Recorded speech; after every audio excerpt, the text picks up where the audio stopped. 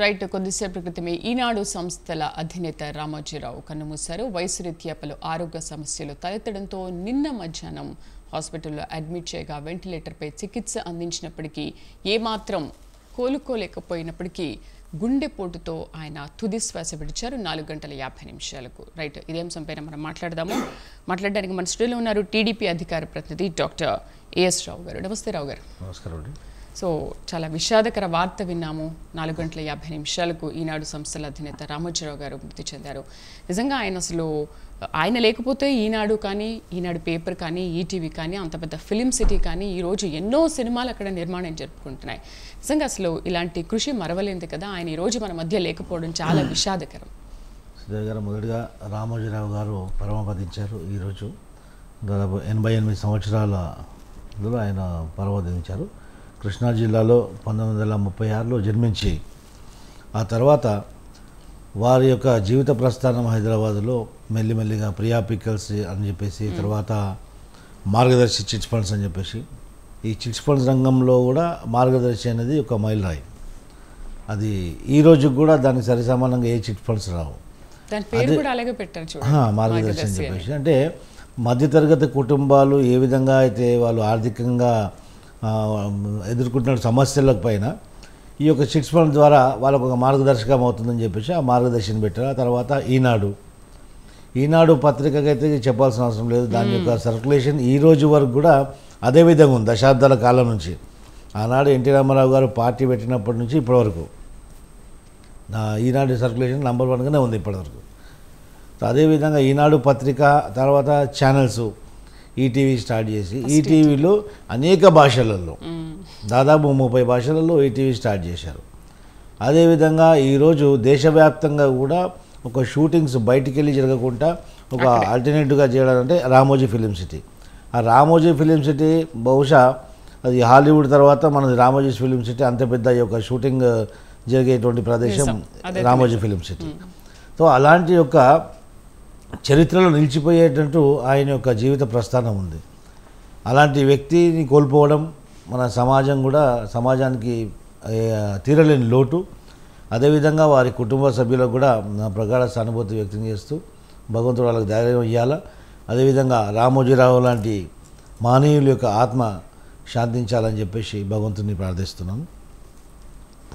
Right, మనతో పాటు BJP అధికార ప్రతినిధి ఆర్టీ విల్సన్ గారు, అలాగే జనసేన సీనియర్ నాయకులు సింగళూరి శాంతిప్రసాద్ గారు కూడా జాయిన్ అయ్యారు. నమస్తే అండి, గుడ్ మార్నింగ్. విల్సన్ గారు, ఈరోజు నిజంగా ఒక ఇంత విషాదకర వార్త వింటాము అని అసలు ఊహించలేదు. సరిగ్గా 4 గంటల 50 నిమిషాలకి ఈనాడు సంస్థల అధినేత రామోజీరావు గారు కన్నుమూశారు. సో మీరేం పంచుకుంటారు ఆయన గురించి? విల్సన్ గారు.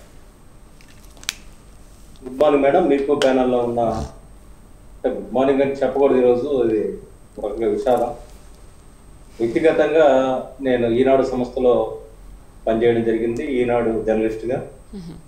కాబట్టి ఇది అనుకోకుండా మనం ఈరోజు మాట్లాడుకుంటున్నాం. నేను ఒక కార్పొరేషన్ చైర్మన్గా పనిచేస్తున్న సమయంలో ప్రమాణ స్వీకారం అప్పుడు కూడా నేను ఒకటే చెప్పాను, రామోజీరావు ఈనాడు సంస్థల్లో ఏ విలువలతో అయితే పనిచేశామో అదే విలువలతో నేను లైఫ్ టైం అంతా కూడా గడుపుతాను కూడా చెప్పాను. ఎందుకంటే డిసిప్లిన్ అనేది నేర్చుకుంది నేను రామోజీరావు గారి టైం పంక్చువాలిటీ కానీ, అదేవిధంగా నేను ఒక సీరియల్ రాశాను మద్య నిషేధం రాస్తే దానిపైన అద్భుతమైన అప్రిషియేషన్ ఆయన చేశారు. తర్వాత నాకు అప్పుడు మా డెస్క్ కోడ్ చెప్పారు, మొత్తం అన్ని ఎడిషన్స్ రామోజీరావు గారు స్వయంగా చూస్తారు అని చెప్పాను. ఒకసారి ఐటమ్ తెలుగులో పంపిస్తే వాళ్ళు ఇంగ్లీష్లో టైప్ చేసుకుంటారు, దాన్ని మళ్ళీ తిరిగి ట్రాన్స్లేట్ చేస్తారు. చేసే క్రమంలో ఒక హాఫ్ అవర్ 20 నిమిషాలు ఆలస్యమైంది ఎడిషన్. దానికి దరిదాపు ఉద్యోగం పోయినంత పని అయింది అప్పుడు మా దగ్గర ఉండే సబ్ ఎడిటర్స్. అంటే దానికి కారణం ఏంటంటే అంత టైం పంక్చువాలిటీ. 3-4 కల్లా సరే పత్రిక వెళ్ళిపోవాలి అని చెప్పనేది ఒక నిబంధన ఉండేది ఆయన దగ్గర సూర్యోదయం కంటే ముందు. అంటే ఒక మనిషి ఎలా జీవించాలని దానికి మనం ఒక రోల్ మోడల్గా తీసుకోవచ్చు. డిసిప్లిన్తో పాటు కమిట్మెంట్, డెడికేషన్, దార్శనికత, హార్డ్ వర్క్ ఈ మొత్తం కలగలిపితేనే ఒకే ఒక విరాట్ స్వరూపు రామోజీ గారు. రామోజీరావు గారు అనబడే వ్యక్తి ఒక వ్యక్తిగా ఆయన సమూహ శక్తి. ఆయన మైండ్ లో ఎప్పుడు నెంబర్ 1 ప్లేస్ ఉండాలని కోరుకునేవాడు. అది ఏదైనా సరే, అది టీవీ నెంబర్ 1 ప్లేస్ లో పెట్టారు, పత్రిక నెంబర్ 1 ప్లేస్ లో పెట్టారు, ఆయన వ్యాపార సంస్థ నెంబర్ 1 ప్లేస్ లో పెట్టారు, ఆయన హోటల్ రన్ చేసి నెంబర్ 1 ప్లేస్ లో పెట్టారు. ఏదైనా సరే నెంబర్ 1 ప్లేస్ అనేది ఆయనకి ఇష్టమైంది. మనం దీని ద్వారా అర్థం చేసుకోవాల్సింది ఏంటంటే, ఒక వ్యక్తి, నేను ఇప్పటికి కూడా కొద్దిమందికి చెప్తుంటా, ఏదైనా సరే 1-2 పనులు చేయడానికి కలిసిపోతా ఉంటారు. మన రామోజీరావు గారిని మనం ఆదర్శంగా తీసుకున్నాం. రామోజీరావు గారు అనేక సంస్థలు ఒంటి చేతి మీద నడిపడారు. తర్వాత నమ్మకమైన వ్యక్తులు, ఆయనతో మొదటి నుంచి కూడా పనిచేస్తున్న వాళ్ళు, నమ్మకమైన వ్యక్తులు 20-30 సంవత్సరాలు ఆయనతో జర్నీ చేశారు. 2 సంవత్సరాలు పనిచేసి వెళ్ళిన వాళ్ళు కాదు, 30 సంవత్సరాలు 40 ఏళ్ళు కూడా ఆయన దగ్గర పనిచేస్తున్న వాళ్ళు ఉన్నారు. ఇప్పటికి కూడా కంటిన్యూ అవుతున్నారు. తర్వాత వాళ్ళ వారసులు కూడా కంటిన్యూ అవుతున్నారు. అంటే మొత్తం మీద ఏంటంటే, నమ్మితే మనిషి కోసం నిలబడతారు. అదేవిధంగా టైం పంక్చువాలిటీతో పాటు డిసిప్లిన్ అనేది ఆయన దగ్గర నేర్చుకున్నాం. ముద్రా రాక్షసాలు లేకుండా పత్రిక రావాలనేది ఆయనకు ఆకాంక్ష. ఇప్పుడు మేము ఒక పత్రిక నడుపుతుంటే ఎక్కడన్నా సరే తప్పులు వస్తే మేము రామోజీరావు గారిని దృష్టిలో పెట్టుకుంటాం. ఎందుకంటే తప్పులు అనేది కనబడితే పంటి కింద రాయిలాగా ఉంటుంది కాబట్టి ఖచ్చితంగా ప్రూఫ్ చూడడం అనే దగ్గర ఆయన స్పష్టమైన ఐడియాలజీ ఉండేది. అదే ఆ సంస్థకి శ్రీరామ రక్షగా మారింది. ఆ తర్వాత ఆయన తదనంతరం, ఎందుకంటే తెలుగు భాషని కాపాడాలని ఆయన తెలుగు వెలుగుని పత్రిక పెట్టారు. నేను స్వతహాగా రైటర్ని కూడా శరత్చంద్ర పెట్ట నవలలు కథలు రాశాను. మీరు ఎప్పటి నుంచి రామోజీ గారితో ఆయనతో ఉన్నారండి ఈనాడులో? అంటే నేను ఈనాడులో వర్క్ చేస్తున్న కాలంలో, అంటే దరిదాపు ఎన్టీఆర్ సీఎంగా ఉన్నప్పుడు ఆ టైం నుంచి నేను జర్నలిజంలో ఉన్నా. జనార్దన్ రెడ్డి ఎన్టీఆర్. ఇక్కడ నేను చెప్పదలసింది ఏంటంటే, నేను డిసిప్లిన్, అంటే అంతకుముందు ఆంధ్రజ్యోతిలో వర్క్ చేశాను. టీపీకే ప్రసాద్ గారు, తర్వాత నండూరు రామ్మోహన్ రావు గారు ఉన్నప్పుడు చేశాను. అంటే నేను 19 yearsకి నేను జర్నలిస్ట్ గా పనిచేసిన పరిస్థితి ఉంది. తర్వాత పీసీ సెంటర్లో జనరల్గా ఏంటంటే, ఆయన బాగా ఆ సమస్యకు సంబంధం ఉండేవాళ్ళు పెట్టుకుంటారు. కానీ మొట్టమొదటిసారిగా ఒక ఎస్సీని పీసీ సెంటర్లో పెట్టారు. నమ్మకంగా ఆ నమ్మకాన్ని నిలబెట్టుకోవడం కోసం నేను రాత్రి మొగడు కూడా పనిచేయడం జరిగింది. ఆ డెడికేషన్ అంటే, ఒక మంచి జర్నలిస్ట్ ఎప్పుడు కూడా రామోజీరావు గారు వదులుకోరు. అదే సమయంలో ప్రతి ఒక్క బాగా రాస్తున్న వాళ్ళ మీద ఆయన ఒక అవగాహన ఉంటుంది. అది చాలా మంది తెలియదు అసలు. రామోజీరావు గారు మనం చూడాలి అనుకుంటారు, కానీ ప్రతి ఇష్యూ, ప్రతి ఎడిషన్ ఫ్రంట్ పేజీలో ఏమొస్తుంది, బ్యాక్ పేజీలో ఏమొస్తుంది, ఏది హైలైట్ అవుతుంది, ఇలాంటివన్నీ కూడా ఆయన దగ్గర ఉండేది. అదేవిధంగా రాష్ట్రంలో రాజకీయాల సమీకరణలోను, రాజకీయ మలుపుల్లోనూ, ఆంధ్రప్రదేశ్ అభివృద్ధిలోనూ ఆయన పాత్ర సింహభాగం. అంటే ఇప్పుడు మనం చెప్పదలుస్తుంది ఏంటంటే, ఆయన ఏ పని చేసినా చిత్తశుద్ధి చేస్తారు. అటువంటి రామోజీరావు గారిని ఆయన అంతిమ రోజుల్లో మానసిక శోభకి జగన్మోహన్ రెడ్డి గారు గురి చేశారనేది మనకి అనేక సందర్భాల్లో తెలుస్తా ఉంది. అది నిజంగా విషాదం.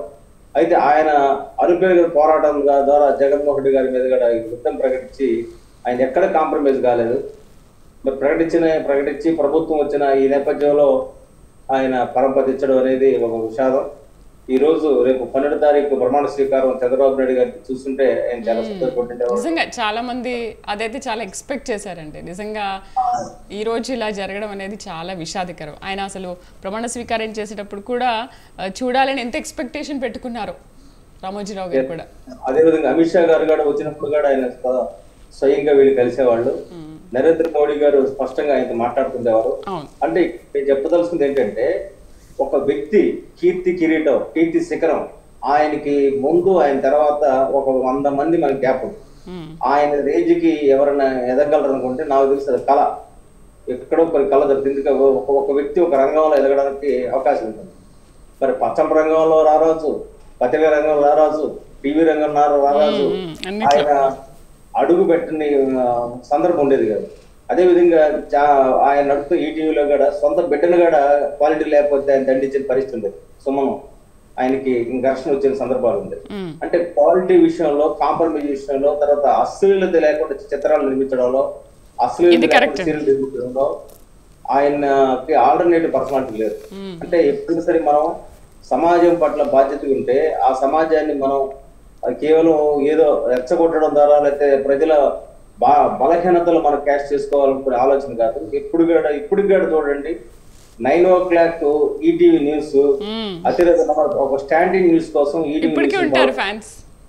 ఇప్పుడు ఇప్పుడు కూడా అన్ని పార్టీల రాజకీయ నాయకులు 9 PM ఈటీవీ న్యూస్ ని చూడకుండా కరెక్ట్. ఈ క్యాండిడేట్ పొలిటిక్స్ అంటే బయాస్ లేకుండా మామూలుగా ఆయన పత్రికల్లో వార్తల విషయంలో ఆయన ఏ స్టాండర్డ్ లో ఉన్నప్పటికీ కూడా న్యూస్ విషయంలో 9 PM స్టాండర్డ్, తర్వాత ఆ యాంకర్స్ ఐడెంటిఫికేషన్ చేయడం, యాంకర్స్ వాళ్ళ సిట్టింగ్ పొజిషన్, తర్వాత వాళ్ళ ఆహార్యం ప్రతిదీ ఆయన దగ్గర ఉంటుంది, ఆయన మైండ్ లో ఉంటుంది. క్రమశిక్షణ ఎక్కడ కూడా సరే ఆయన ఏ విషయం కూడా ఆయన పడుకోకుండా ఉన్న పరిస్థితి లేదు.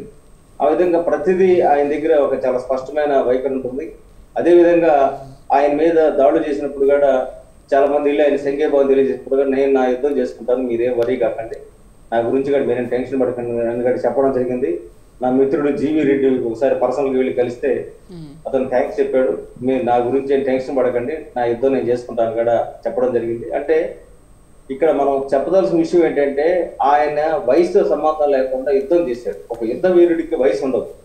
అదేవిధంగా రామోజీరావు గారు తాత్కాలికంగా భౌతికంగా మనల్ని వదిలిపెట్టిపోయినా ఆయన తాలూకు చిహ్నాలు జ్ఞాపకాలన్నీ మనలో ఉంటాయండి, నిజంగా ఎప్పటికైనా ఉంటాయి. ఎందుకంటే రామారావు గారివే ఇప్పటి వరకు ఉన్నాయి అని అంటే మనం అసలు మర్చిపోయే విషయమా ఏదైనా కూడా? ఇలాంటి అంటే కీర్తి ప్రతిష్టలు కలిగిన వ్యక్తుల విషయాల్ని కానీ వాళ్ళ అంశాలని కానీ వాళ్ళ గుర్తుల్ని జ్ఞాపకాలని మనం మర్చిపోయే ఇలా ఉంటాయా చెప్పండి? అదేవిధంగా మేడం ఇంకొక నా జ్ఞాపకం చెప్పాలి. దాదాపు ఆయన కథలు పోటీ పెడితే 2000 పైన కథలు వస్తే నా కథ పరపతి కథకి 10,000 రూపాయలు బహుమతి వచ్చింది. నేను చాలా మిగతా పత్రికల్లో బహుమతులు వచ్చిన రామోజీరావు గారి దగ్గర బహుమతి రావడం ఒక ల్యాండ్ మార్క్. చెప్పాలంటే ఒక మాటలో చెప్పాలంటే చాలా సాటిస్ఫాక్షన్. ఎందుకంటే జినైన్ ఉంటుంది, 1, 2, 3 ఎవరు కులం చూడ్డు, మతం చూడ్డు, ప్రాంతం చూడ్డు, ఆయన కథల పోటీ నిర్వహించాడంటే జినైన్ గా ఉంటాయి. ఆ కథల్లో స్టాండర్డ్ ఉంటుంది.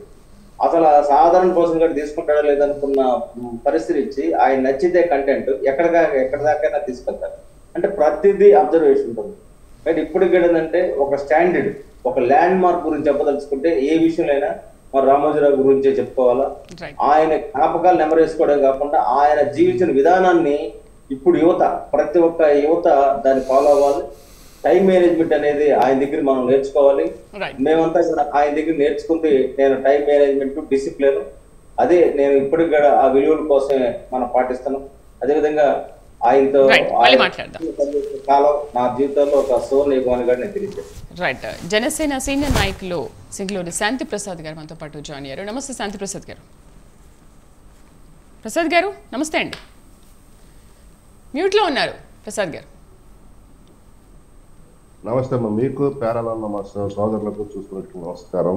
నమస్తే అండి. రామోజీరావు గారు మా జిల్లావాసి, కృష్ణా జిల్లావాసి, మా పక్క ప్రాంతం కరపార్పూడి మండలం. ఇతను ఎదుగుదల కాంట్రవర్సీలు ఉంటే ఉండొచ్చేమో కానీ ఇతరులతో కంపారిజన్ చేయడానికి మన రాష్ట్రంలో ఉన్న ఇతని ఎదుగుదల, దేశంలో ఒక వ్యక్తి కూడా అదే రకమైన ఎదుగుదలలో వచ్చి ఈరోజు ఎంపైర్ క్రియేట్ చేశారు. కానీ ప్రసాద్ గారు ఎప్పుడు ఆయన కాంట్రవర్సీలకు వెళ్ళిన దాఖలాలు ఎక్కడా ఇంతవరకు మనం చూడలేదు. వారు వెళ్ళిన కాదమ్మా, ఇతరులు సృష్టించిన కాంట్రవర్సీ. ధీరుభాయ్ అంబానీ అని అతను కూడాను ఒక సామాన్యుడు స్థాయి నుంచి అసామాన్య స్థాయికి వచ్చాడు. అయితే ఏది ఏమైనా మన రాష్ట్రానికి ఒక పర్మనెంట్ ఆస్తుల్ని వాళ్ళు సృష్టించారు. మేము 76 ఆ ప్రాంతంలో మేము చదువుకునే రోజుల్లో మాకు పత్రికలు వచ్చాయి. ఆంధ్రపత్రిక, ఆంధ్రప్రభ, హిందూ, ఇటువంటి పత్రికలు, ఇండియన్ ఎక్స్ప్రెస్. అయితే ఏ పత్రిక కూడాను 10, 11 తర్వాతే తప్ప మేము చూడటం, ఈ లోపు చూడటం అనేది ఉండేది కాదు. కానీ మొట్టమొదటిసారి పత్రికా రంగంలో ఉదయం 6 గంటలకే మీ ముంగిట పత్రిక అని ఈనాడు పత్రికని ఆయన ఒక గడియారం బొమ్మేసి దానికి ముళ్ళు, చిన్న ముళ్ళు 6, పెద్ద ముళ్ళు 12 మీద పెట్టి ఆ అడ్వర్టైజ్మెంట్ ఇచ్చేవాడు. గోడల మీద రాసేవాళ్ళు బొమ్మ. ఉదయం 6కే మీ ముంగిట పత్రిక. ఈనాడు పత్రిక నిజంగానే ఆ రోజు ఉదయం 6 గంటలకు చేరుతుంది. ఆ రకంగా ఈనాడు పత్రికకి చాలా మంది అలవాటు పడ్డారు 76 నుంచి. మేము కూడా మొదటి నుంచి కూడా ఈనాడు పత్రికని చదవటం మొదలుపెట్టాము. నేను సివిల్ సర్వీస్ ఎగ్జామ్స్ రాసేటప్పుడు కూడాను ఈనాడు పత్రిక ఒకటి, హిందూ పత్రిక ఒకటి, టైమ్స్ ఆఫ్ ఇండియా, ఈ 3 ఫాలో అయ్యేవాడు వార్తలకి కానీ ఏదన్నా సమాచారానికి సంబంధించి. ఎందుకంటే ఒక పత్రికలో ఒక సిస్టమేటిక్ విధానాన్ని తీసుకొచ్చారు. పలానా వార్త కావాలంటే పలానా పేజీ, ఎడిటోరియల్ అంటే పలానా పేజీ, ఆర్టికల్స్ అంటే పలానా పేజీ, క్రీడా వార్తలు అంటే పలానా పేజీ, ఇట్లా కేటగరైజేషన్ చేసి ఒక స్పష్టత. రెండోది వ్యవహారిక భాషకి ఒక నిర్దిష్ట స్వరూపం తీసుకొచ్చి పత్రిక నడిపిన విధానం. అక్కడి నుంచి ఆయన యొక్క ఎదుగుదల అప్రతిహతంగా జరిగింది. సరే, ఏది ఏమైనా ఒక ఆంధ్రప్రదేశ్ రాష్ట్రంలో ఒక ఉన్నతమైన విలువలతో ఒక వ్యాపార సామ్రాజ్యం స్థాపించి ఎంతో మంది మధ్యతరగతి వ్యక్తుల్ని చాలా ఉన్నతులుగా తీర్చిదిద్ది ఈ ప్రపంచానికి పరిచయం చేసిన వ్యక్తి రామోజీరావు గారు. ఆయన మరణం నిజంగానే రాష్ట్రానికి తీరంలోటే. మామూలుగా ఆయన ఆరోగ్యం బాగున్నట్లయితే నిన్న మోడీ గారి దానికి కూడా ఆయన వెళ్ళి ఉండేవారేమో. ఆరోగ్యం బాగుపడలేదు. ఏదేమైనా వారి హఠాత్తుగా మరణించడం అనేది వార్త మనం ఉదయంతో కొంత ఇబ్బందికరమైన పరిస్థితి. వారు కొన్నాళ్ళు ఉన్నట్లయితే ఈ విడిపోయిన ఆంధ్రప్రదేశ్ రాష్ట్రానికి కూడా వారు తన యొక్క సంస్థ ద్వారా ఏమైనా సేవలు చేసేవారే. బహుశా మనం అవకాశం కోల్పోయారు. రైట్. రావు గారు, ఆంధ్రప్రదేశ్ రాష్ట్రంలో తెలుగుదేశం పార్టీకి సలహాలు సూచనలు ఇచ్చిన మొదటి వ్యక్తి కూడా అదే. అండ్ తెలుగుదేశం పార్టీ ఇంతలా వృద్ధి చేయడానికి, లేకపోతే దాంట్లో ఉన్న పార్టీలో ఉన్న లోపాలు ఏదంతా కూడా సరిదిద్దడానికి కూడా ఒక కీలక పాత్ర పోషించారని అంటారు. అది నిజమే కదా? 100% నిజం. తెలుగుదేశం పార్టీకి గత దశాబ్దాల కాలంగా అన్ని విషయాలలో వారు సలహాలు ఇచ్చేవారు. ఇంకొకటి, ఈ యొక్క మహనీయుడు రామోజీరావు గారు ఈ యొక్క వ్యాపార వ్యవస్థలు ఒక విలువలతో కూడినటువంటి వ్యాపారాలు చేసేవారు. అలాంటి ప్రియాపచ్చలతో మొదలయ్యి మార్గదర్శి, మళ్ళీ ఈటీవీ, అలా సమాజంలో ఉన్నతమైనటువంటి ఒక స్థానం ఆయన చేసుకున్నారు. ఇలాంటి మహనీయుల యొక్క కృషి, వాళ్ళ యొక్క కమిట్మెంట్ సమాజానికి ఏముందని గుర్తించాలి. అలాంటి మహనీయులని అవమానపరిస్తే విధి కూడా మనకు క్షమించదు. దీనికి ఉదాహరణ చూడండి. ఆనాడు కేసీఆర్ గారు రామోజీ ఫిలిమ్స్ని జంట నాగళ్ళు పెట్టి దున్నేస్తానని చెప్పాడు. జగన్మోహన్ రెడ్డి, రాజశేఖర్ రెడ్డి, వీళ్ళందరూ ఈరోజు ఏ పరిస్థితుల్లో ఉన్నారు చూడండి. అంటే మంచి ఆర్ చెడు, దీనికి వ్యత్యాసం సమాజం ఎప్పుడు కరెక్షన్ ఇస్తూ ఉంటుంటుంది. Nature will correct, nature already correction చేస్తూ ఉంటుంది అన్నమాట. ఇది చాలామంది, ముఖ్యంగా యువకులు, ఇలాంటి విషయాలన్నీ క్షుణ్ణంగా గమనించాలి. సమాజం పట్ల సమాజ స్పృహ ఉండి సమాజాన్ని మన వంతు సమాజానికి సేవను అందించాలి, సమాజాన్ని మనం ఒక మార్పు తీసుకురావాలని ఆలోచించే ఒక గొప్ప వ్యక్తులకు సమాజంలో అవమానం చేసే విధంగా ఉంటే నేచర్ కూడా ఏ విధంగా మనకు వ్యతిరేకిస్తుందనేది ఇదొక ఉదాహరణ. రామోజీరావు గారు కేవలం తెలుగుదేశం పార్టీకి అనుకూలంగా వ్యవహరిస్తారు, తెలుగుదేశం పార్టీకి సలహాదారులు తెలుగుదేశం పార్టీకి అనుకూలంగా దగ్గరగా ఉంటారని చెప్పేసి ఒక అక్కస్తోటి రామోజీరావు గారి పైన నిందలేయడము, జగన్మోహన్ రెడ్డి కానివ్వండి, రాజశేఖర రెడ్డి కానివ్వండి, పేదవారికి మధ్యతరగతి కుటుంబానికి ఆర్థికంగా ఒక మార్గదర్శి చిట్ ఫండ్స్ నడిపారు. వాళ్ళతో ఉన్నటువంటి వాళ్ళు కూడబెట్టుకోవడానికి అవకాశం కల్పించి కూడబెట్టుకుని వాళ్ళ తర్వాత వాళ్ళపైన దానికి వచ్చేటువంటి ఇంట్రెస్ట్ వాళ్ళకి ఇచ్చి వాళ్ళకి అన్ని విధాలుగా చాలా కుటుంబాలు మార్గదర్శి వల్ల ఆర్థికంగా బలపడ్డటువంటి కుటుంబాలు చాలా నేను పర్సనల్గా చూశాను. అదేవిధంగా నేను అనుబంధం ఉంది. ఇంకోటి ఏంటంటే రామోజీరావు గారిని ఒకసారి కలవడం జరిగింది. నేను యాజ్ ఎ ఫిజిషియన్గా నేను క్లినికల్ సైకాలజిస్ట్ కూడా. సో ఈటీవీలో క్లినికల్ సైకాలజిస్ట్, మోటివేషన్ స్పీకర్స్కి అందరికీ సపరేట్గా ప్లాట్ఫామ్ ఉంటుంది. నేను దాదాపు ఒక 15-20 మోటివేషన్ ప్రోగ్రామ్స్ ఈటీవీలో చేశాను. చాలా ఆదరణ వచ్చింది, చాలా దానికి వ్యూవర్స్ కూడా వచ్చారు. సో అలాగా ఒక గుర్తింపు, ఎంతోమందికి అనామకులకు సైతం గుర్తింపు తీసుకొచ్చినటువంటి మహనీయుడు ఆయన. అలాంటి వ్యక్తి సమాజంలో ఏనాడు కూడా ఒకరితో దురుసుగా మాట్లాడిన దాఖలాలు ఇప్పటిదాకా చూసింది లేదు. అలాంటి ఎవరికి సాధ్యం కానటువంటి అనేక రంగాల్లో, అటు నార్త్లో ధీరుభాయ్ అంబానీ గారు, ఇటు సౌత్లో రామోజీరావు గారు. రామోజీరావు గారు సౌత్లో ఉన్నప్పుడు కూడా నేను ఒకసారి ఢిల్లీకి వెళ్ళినప్పుడు కూడా రామోజీరావు అంటే సుపరిచితుడు. అంటే ఒక తెలుగు బిడ్డ దేశవ్యాప్తంగా ఇంతటువంటి పేరు ప్రఖ్యాతి గడించడం, అది కూడా మన భారతదేశ ప్రభుత్వం, మన భారత ప్రభుత్వానికి పద్మ విభూషణ్ తోటి గౌరవించడం అనేది మన తెలుగువారికి అదృష్టంగా భావించాలి. అలాంటి మహనీయులు ఇంకెందరో రావాలని అనుకుంటాం. వాళ్ళ యొక్క లోటు ఎవరు తీర్చంది అది. కరెక్ట్. అలాంటి అనుభవాలు కొందరే ఉంటారు, అందరిలో కొందరే ఉంటారు. ఆ అందరిలో మళ్ళీ రావడం కూడా కష్టమే. అది కూడా ఒకే రంగంలో కాకుండా అనేక రంగంలో, ఒక రంగానికి ఒక రంగానికి సంబంధం లేనటువంటి రంగాల్లో, అది కూడా అన్ని రంగాలలో నంబర్ 1 స్థానం. మీడియా రంగంలో నంబర్ 1 స్థానము, ఆ చిట్ ఫండ్ రంగంలో నంబర్ 1 స్థానము, తర్వాత అన్ని రంగాల్లో నంబర్ 1 స్థానంగా వారు ఆ వయసులో కూడా ఇంత పంక్చువాలిటీ. అంటే ఒక సక్సెస్ఫుల్ పర్సన్ తోటి నేర్చుకోవాల్సింది ఏంటంటే ముఖ్యంగా కమిట్మెంటు, బాడీ లాంగ్వేజ్, మన వ్యవహార శైలి, పంక్చువాలిటీ. ఇవన్నీ ఎవరికైతే ఉంటాయో, ఎవరి లోపల ఉంటాయో ఖచ్చితంగా వాళ్ళు సక్సెస్ సాధిస్తారు. ఒక మోటివేషన్ స్పీకర్గా, ఒక క్లినికల్ సైకాలజిస్ట్ కూడా నేను చెప్తాను.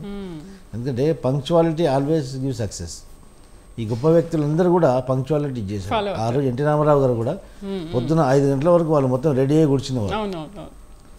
3 o'clock లేచి యోగా చేసి పూజ చేసి తర్వాత ఆయన బ్రేక్ఫాస్ట్ కూడా అయిపోయి 5 o'clock ఎస్ బ్రదర్ అని 7 కల్లా విత్ మేకప్ తో షార్ట్ రెడీ అంటారట. ఫిలింలో కాకుండా కానీ వాళ్ళు ముఖ్యమంత్రిగా ఉన్నప్పుడు, రాజకీయ రంగ ప్రవేశం చేసినప్పుడు కూడా పాలిటిక్స్ పొద్దున 6-7 గంటల వరకు ఆయన కలిసి బయటికి వెళ్ళేవారు అందరూ. పొద్దున ఇంటెలిజెన్స్ చీఫ్ కానివ్వండి, డీజీపీ కానివ్వండి, ఆయనతో మీటింగ్ చేయడము, రాష్ట్రంలో వ్యవహారాలన్నీ కూడా పొద్దున 7 గంటల వరకు ఇవన్నీ డిస్కషన్స్ అయిపోయేవి. అంటే వారి పంక్చువాలిటీ ఏ విధంగా ఉండేది అంటే అట్లా పంక్చువల్గా ఉన్న వ్యక్తులే సక్సెస్ సాధిస్తారనేది ఇది ఒక ఉదాహరణ కూడా. రైట్, మనతో పాటు రాజకీయ విశ్లేషకులు అంతే సత్యం గారు కూడా జాయిన్ అయ్యారు. Good morning sir. సత్యం గారు, పద్మ విభూషణ్తో సత్కరించింది ప్రభుత్వం కూడా. క్రమశిక్షణకు ఆయన మారు పేరు. నిజంగా అంతటి మహానుభావులు ఈరోజు మన మధ్య లేకపోవడం అనేది చాలా బాధాకరం. అసలు ఆయనతో మీకున్న అనుబంధం ఏమైనా ఉంటే పంచుకుంటారా మాతో? తెలుగు జాతి ఆనిముత్యం అండి రామోజీరావు గారు. దరిదాపు ఆయన యువకుడుగా ఉన్నప్పుడు ఆయనకున్నటువంటి ప్రోగ్రెసివ్ అవుట్లుక్ ఆయన ఇంత దూరం తీసుకొచ్చింది. ఆయనకున్న అభ్యుదయ భావాలే ఈనాడు స్థాపనకు దారితీసింది.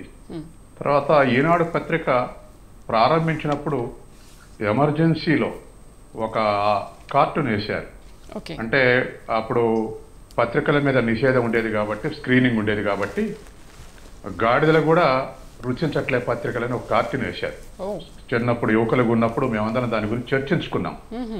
అంటే అటువంటి ఎమర్జెన్సీ పీరియడ్లో స్క్రీనింగ్ ఉన్న టైంలో ఆల్టర్నేటివ్ కాలమ్స్ ఎన్నుకొని దరిదాపు వారు పెట్టినటువంటి ఆల్టర్నేటివ్ కాలమ్స్ తోటి నెంబర్ 1 పత్రిక ఎమర్జెన్సీ అయిపోయే వరకల్లా నెంబర్ 1 పత్రిక అదివరకు 50 ఏళ్ల చరిత్ర ఉన్నటువంటి పత్రికల్లో త్రోసిరాజు అని ఈనాడు నెంబర్ 1 స్థానానికి వచ్చింది. దానికి కారణం ఆయన ఆల్టర్నేటివ్ ఎన్నుకున్నటువంటి శీర్షికలే. ఒకప్పుడు సెక్స్ అంటే అమ్మో తప్పు అనుకున్నటువంటిది సమరం కాలం పెట్టి చాలా పాపులర్ విలేజెస్ లెవెల్లో కూడా దాన్ని తీసుకెళ్ళాడు. అట్లానే ఇంకా ఇతర ఆల్టర్నేటివ్ కాలమ్స్ పెట్టాడు. అట్లా ఆయనకు వ్యవసాయం అంటే మక్కువ కాబట్టి అన్నదాత పత్రిక స్థాపించాడు. ఆ తర్వాత వాస్తవానికి ఆయన పెట్టుబడులు మరొక ఇండస్ట్రీస్లో, మరొక ఐటీలో పెట్టుంటే ఇప్పుడున్న ఆస్తులకు బహుశా 5 రెట్లు 10 రెట్లు అయ్యేది. కానీ ఆయనకు ఒక మక్కువ ఏమిటంటే చిత్ర నిర్మాణం, అభ్యుదయ చిత్ర నిర్మాణం నిర్మించాలన్నటువంటిది ఆయనకున్నటువంటి ఆబ్జెక్టివ్. దాంట్లో భాగంగానే ప్రతిఘటన లాంటి సినిమాలు, చాలా సినిమాలు ఆయన తీసిన సినిమాలు సినిమా రంగంలో ఆనిముచ్చారు. తర్వాత ఆయన అనుబంధం కూడా ప్రోగ్రెసివ్ కళాకారులతో, అభ్యుదయ కళాకారులతోటి. ఆ ప్రతిఘటనకు డైరెక్షన్ వహించినటువంటి కృష్ణ కానీ, ఒంగోలు నుంచి వచ్చినటువంటి కళాకారులు కానీ వాళ్ళందరితో అనుబంధం పెంచుకొని అటువంటి చిత్రాలే తీశాడు. అట్లా సినీ ఫీల్డ్లో ఆయనకున్నటువంటి మక్కువతోటే సినీ స్టూడియో కట్టడం, సినీ పత్రిక సితారా స్థాపించడం, తర్వాత సినిమాలు నిర్మించడం. ఇట్లా సినిమా రంగంలో ఒక సమగ్రమైనటువంటి ఆయన ఒకసారి ఒక సభలో మాట్లాడుతుంటే విన్నాను నేను. ఆయన క్లోజ్ సర్కిల్లో ఒక హోటల్లో నేను అనుకోకుండా అటెండ్ అయినప్పుడు ఆయన అంటాడు, ఫిలిము సిటీ యొక్క ఆబ్జెక్టివ్ ఏమిటంటే నిర్మాత కెమెరా పట్టుకొని వస్తే, నటులను పట్టుకొని వస్తే మళ్ళా పోయేటప్పుడు ఫిలిం పట్టుకొని పోవాలి, కంప్లీట్ అయినటువంటి ఫిలిం పట్టుకొని పోవాలి. ఓకే. ఇంకా మధ్యన దరిదాపు దాంట్లో 50 డిపార్ట్మెంట్స్ ఉంటాయంటారు. అన్నీ కూడా ఫిలిం స్టూడియోలను కంప్లీట్ చేసుకొని ఫినిష్డ్ ఫిలిం పట్టుకొని పోవాలనేది ఆయన ఆబ్జెక్టివ్.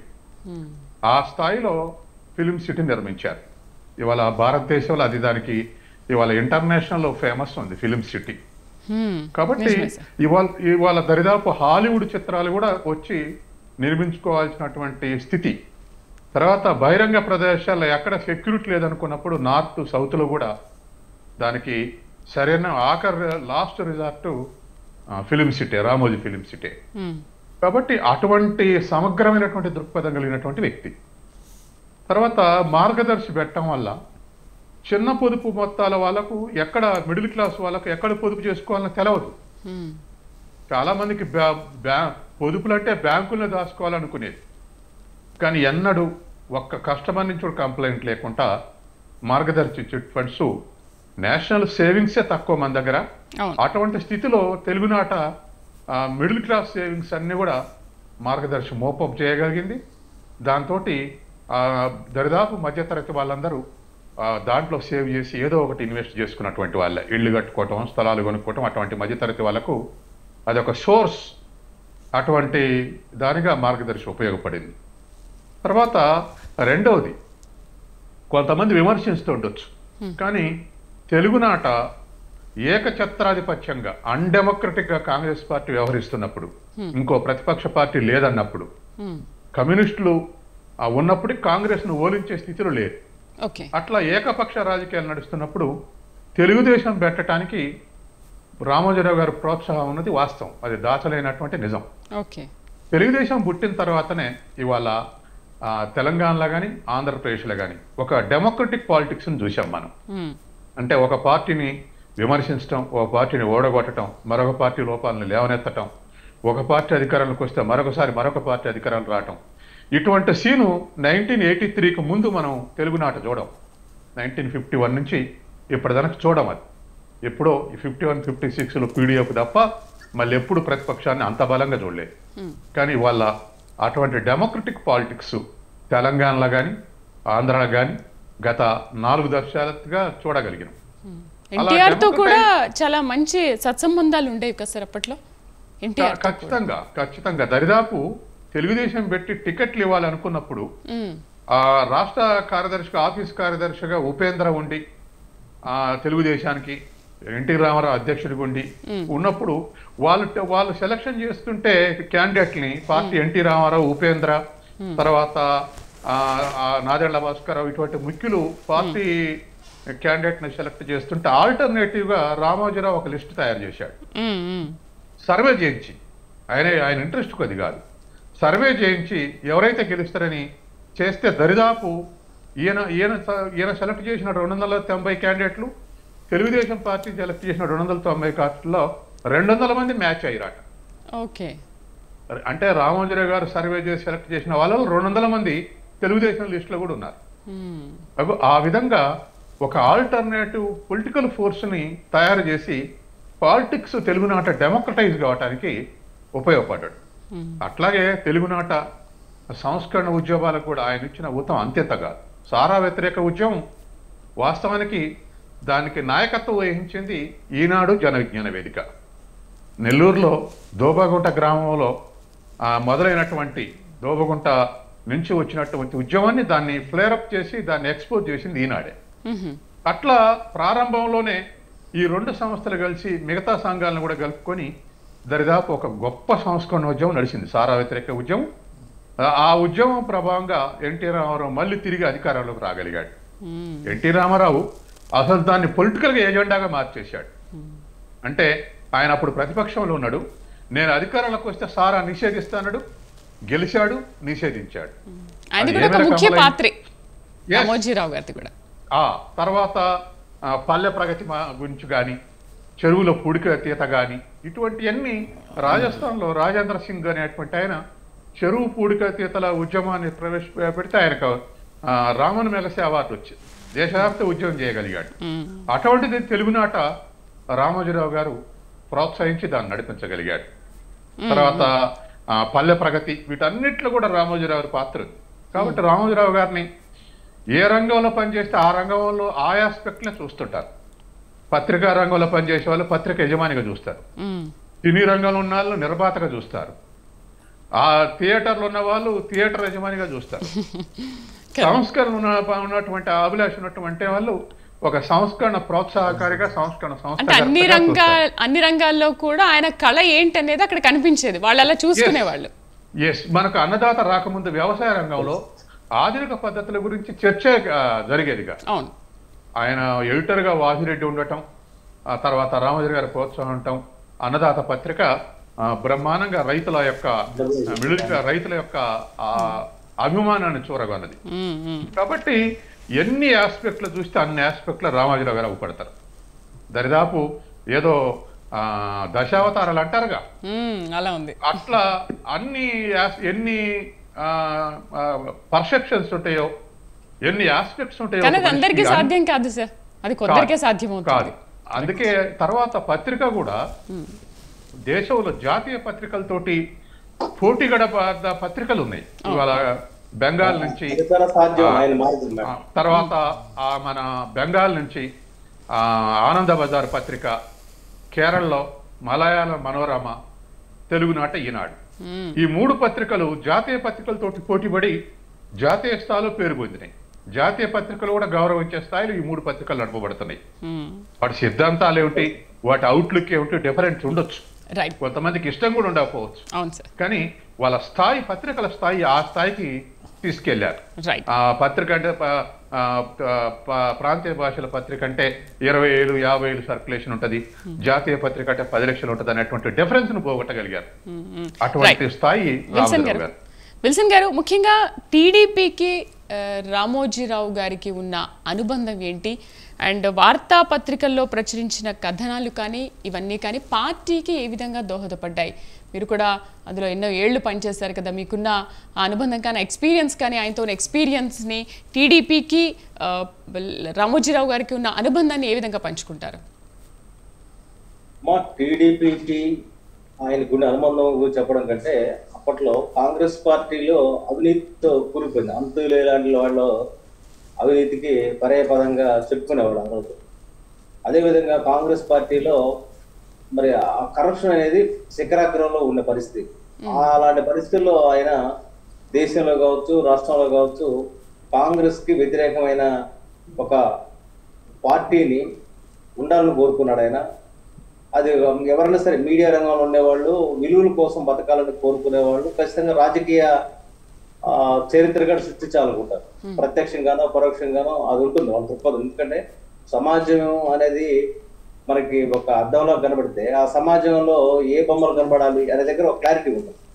అంటే మసకబారిపోయిన బొమ్మలా లేకపోతే ఆ వ్యక్తిత్వం ఉన్న బొమ్మలా అనుకున్నప్పుడు ఖచ్చితంగా ఆయన ఒక వ్యక్తిత్వాన్ని ఉన్న వ్యవస్థని ఉండాలని కోరుకున్నాడు.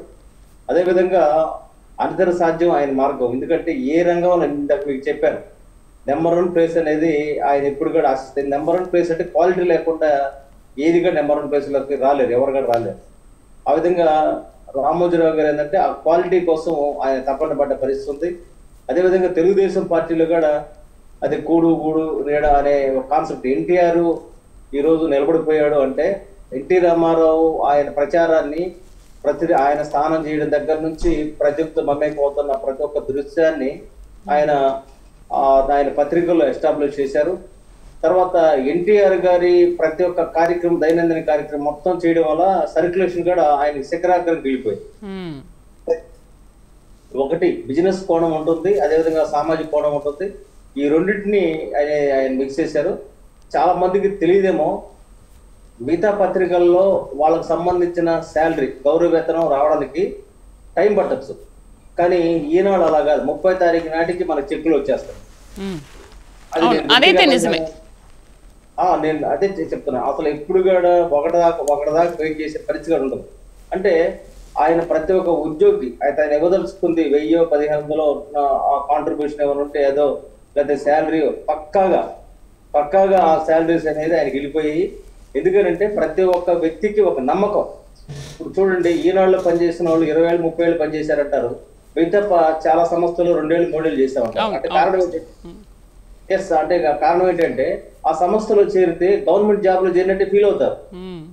అండ్ వేరే ఎక్కడ సంస్థల్లో చేరినప్పటికీ కూడా ఈనాడులో చేసామంటే అసలు ఆ మార్క్ వేరు, ఎవరైనా కూడా ఆలోచించకుండా తీసుకుంటారు. ఈనాడులో పనిచేస్తున్నాం అంటేనే ప్రతి ఒక్క వ్యక్తికి ఒక రెస్పెక్ట్, గుర్తింపు ఉంటుంది అలా. ఎందుకంటే ఆయన ఎంతగా ఎలా సాధ్యమైందంటే రామోజీరావు గారి దార్శనికత వల్ల. ఇప్పుడు నాది నెల్లూరు జిల్లా, ఇంతకు మీకు చెప్పినట్టుగా మద్య నిషేధం సమయంలో విస్ఫులింగాలు వెదజల్లి జయకేతనం ఆర్టికల్ ఇచ్చాము. అదేవిధంగా ప్రగతి ప్రధాన దోపగొడ్డలు ఇచ్చాము. ఇవన్నీ కూడా ఇచ్చినప్పుడు ఒక సీరియల్, మద్యం పైన ఒక సీరియల్ అనేది నా పోటాడు ఆ రోజుల్లో రాశాడంటే కారణం ఏంటంటే రామోజీరావు గారు ఇచ్చిన ఎంకరేజ్మెంట్. ఎందుకంటే ఆయన చూస్తాడంటే ఒక మనిషిని ఖచ్చితంగా, నేను అనుకోకుండా పత్రికలు వచ్చినప్పుడు నన్ను తీసేయాలని ట్రై చేస్తే ఆ సంస్థలో మాకు యుద్ధం నడిచింది. ఆ యుద్ధం నడిచినప్పుడు ఈయనకి ఒక క్యారెక్టర్ ఉంది, పద్ధతి అన్నాడు అని చెప్పి నేను నమ్మి ఆ సంస్థలో కొనసాగించిన పరిస్థితి అవుతుంది. ఒక్క నిమిషం, ఒక సెకండ్. ఎవరైనా సరే విలువల కోసం బతకాలంటే రామోజీరావుని ఆదర్శం తీసుకోవాలి, అందులో సందేహం లేదు. ఆ టైం కానీ వ్యక్తిత్వం కానీ దానికి ఆయన నిలువెత్తు ప్రతీక, నిలువెత్తు తెలుగు సంతకం. ఈ రోజు నేల రాలడం, నేల వాలిపోవడం ఒక పెద్ద విషయం. రైట్ విల్సన్ గారు, అప్పట్లో ఉన్న జగన్ ప్రభుత్వం అధికారంలో ఉన్నప్పుడు ఎన్ని ప్రలోభాలకు గురి చేసింది, ఎన్ని అడ్డంకులు సృష్టించిందో మనందరము చూసాము. అయినప్పటికీ కూడా రామోజీరావు గారు ఎప్పుడు అసలు ఏ విషయంలో కూడా అదరలేదు, బెదరలేదు అంటే అసలు ఆయన నైజం ఏంటంటారు? విల్సన్ గారు అదేనమ్మా, నేను చేసేది కరెక్ట్ అని అనుకున్నప్పుడు ఆయన ఎక్కడ రాజీ పడలేదు. ఆయన కొడుకు విషయంలో రాజీ పడలేదు, ఆయన బయట వాళ్ళ విషయం రాజీ పడలేదు, ఆయన కుటుంబ సభ్యుల విషయం రాజీ పడలేదు. ఎవరి దగ్గర రాజీ పడని నైజం ఒక రామోజీరావు గారితే. ఎందుకంటే ఆయన దగ్గర స్టాండర్డ్ థింకింగ్ ఉంటుంది. ఎందుకంటే ఇప్పుడు కూడా మేమేంటంటే ఎక్కడ ఏం చేసినా మేము ఎందుకు రామోజీరావు ఆదర్శం ఒక స్టాండర్డ్ థింకింగ్ అనేది ఉంటుంది కాబట్టి ఆయన ల్యాండ్ మార్క్. ప్రసాద్ గారు, ఎందుకు ఆయన ఒక పొలిటికల్ లీడర్ లాగా ఎప్పుడు వైట్ అండ్ వైట్ లో మాత్రమే కనిపించే వాళ్ళు? అసలు శాంతికి గుర్తు అని చెప్పి ఎప్పుడు అది వేసుకునే వాళ్ళ ఏంటి? అలాని పాలిటిక్స్ లోకి అయితే రాలేదు ప్రసాద్ గారు. అంటే ఒక చిన్న విషయం చెప్తానమ్మా. కొంత పాత తరం వ్యక్తులు కొన్ని విలువలు పాటించారు, కొంత క్రమశిక్షణ ఉండేది ఆ రోజున వ్యక్తుల్లో. ఆ క్రమశిక్షణ కలిగిన వ్యక్తుల్లో రామోజీరావు గారు కూడా ఒక పంక్చువాలిటీ మెయింటెనెన్స్, సిన్సియారిటీ, చేసే పని పట్ల శ్రద్ధ, నిబద్ధత, ముందు చూపు, ఇవన్నీ కలగలిపి. ఎందుకంటే మీరు చెప్పినట్టుగా వైట్ అండ్ వైటే కాదమ్మా ఆయన. ఏ అందే సత్యం గారు ఇందాక ఒక మాట అన్న, వస్తున్న భారతదేశం అందిపుచ్చుకున్న అవకాశాలను బట్టి ఆయన తన యొక్క సామ్రాజ్యాన్ని ఈ మిగతా పారిశ్రామిక రంగాల వైపు మళ్ళిస్తే ఇది ధీరుభాయ్ అంబానీ వాళ్ళ కంపెనీ సృష్టించుకున్నట్లుగా ఇతరు కూడాను దేశవ్యాప్తంగా ప్రపంచవ్యాప్తంగా వెళ్ళేవాడేమో. కానీ తన యొక్క పరిమితిని వ్యవసాయము, విద్య, సినిమా రంగము, పత్రికా రంగము, వీటి వరకే కుదించుకున్నాడు ఆయన. కుదించుకుని వాటిల్లో ఉన్నత స్థానానికి వెళ్ళాడు. ఈ వ్యవసాయం అనే దాంట్లో పచ్చళ్ళు తయారు చేయడం దగ్గర మహిళలకు ఎంతో మందికి ఊతం ఇచ్చాడు ఎక్కడికక్కడ స్థానికంగా. తర్వాత అన్నదాత, నిజంగా అది చాలా గొప్ప చరిత్ర. వ్యవసాయం చేసే రైతులకి ఎంతో ఉన్నతమైన నాలెడ్జిని అప్పుడు కలిగేలా చేశారు. మేము ఈనాడు పత్రిక సబ్స్క్రిప్షన్ కట్టడానికి స్వాతంత్రం కంటే అన్నదాత డైరీ ఫ్రీగా ఇచ్చేవారు. అటువంటి సాంప్రదాయాన్ని నెలకొల్పాడు. అన్నదాత పుస్తకం మేము తెప్పించుకునేవాళ్ళం. మేము రైతు కుటుంబం కాకపోయినా మేము తెప్పించుకునేవాళ్ళం. ఎందుకంటే చదవటం కోసం, తెలుసుకోవడం కోసం. మేము సివిల్ సర్వీస్ ప్రిపేర్ అయినప్పుడు అప్పుడు యోజన పత్రిక తర్వాత అన్నదాత పత్రిక, ఇట్లా కొన్ని విలువలు మెయింటైన్ చేయడం వల్ల ఆయన ఉన్న స్థానానికి ఎదగలిగాడు. రామోజీరావు గారి యొక్క ఎంత నిబద్ధత గల మనిషి అంటే, అసలు ఈనాడు పత్రిక రాగానే మొట్టమొదటి చూసేది అప్పట్లో మాలాంటి వ్యక్తులు 2 కాలమ్స్. ఒకటి శ్రీధర్ కార్టూన్, రెండోది చలసాని ప్రసాదరావు గారి ఆర్టికల్. అసలు చలసాని ప్రసాదరావు గారి ఆర్టికల్స్ చూస్తే నిజంగా చాలా చైతన్యం కలిగింది. ఆ భాష, ఆయన వాడే భాష చాలా వ్యవహారికమైన భాష. అట్లా కొన్ని ఫిక్స్డ్ పారామీటర్స్ సెట్ చేశాడు. మాట్లాడడం కూడా చాలా తక్కువ అసలు, అంటే అంతగా మాట్లాడింది ఎవరు చూడలేదు అసలు. ప్రజాబాహుళ్యంలో అతను మాట్లాడితే ఎవరు చూడలేదు. నాకు తెలిసి స్వరాభిషేకం అని ఒకటి పెట్టారు, అందులో 1-2 సార్లు మాట్లాడుతూ నేను చూశానేమో కానీ అది కూడా ఇంక పెద్దగా మాట్లాడింది లేదు. కానీ ఒకటైతే చెప్తాను, ఈరోజు భారతదేశం మొత్తం మీద పత్రికలు ఉదయం 6 గంటలకే జనాల చేతికి వస్తున్నాయి అంటే ఒక స్టాండర్డ్ సెట్ చేసిన వ్యక్తి బట్టి మన ఆంధ్ర అది మట్టికి నేను అప్రిషియేట్ చేయాలి. రైట్ అండి, డిబేట్లో పార్టిసిపేట్ చేసినందుకు విల్సన్ గారికి, ప్రసాద్ గారికి, అలాగే అంది సత్యం గారికి అండ్ రావు గారికి థ్యాంక్ యూ అండి. Thank you very much. అంతటి మహోన్నతి వ్యక్తి ఈరోజు మన మధ్య లేకపోయినప్పటికీ కూడా ఆయన జ్ఞాపకాలు ఎప్పటికీ అందరి మధ్యలో అలాగే నిలిచిపోతూ ఉంటాయి. సో మన మధ్య అందరికీ ఉంటాయి కాబట్టి స్వతంత్ర టీవీ తరఫున మేము కూడా ఆయనకి ఘన నివాళులు అర్పిస్తున్నాం. నమస్తే.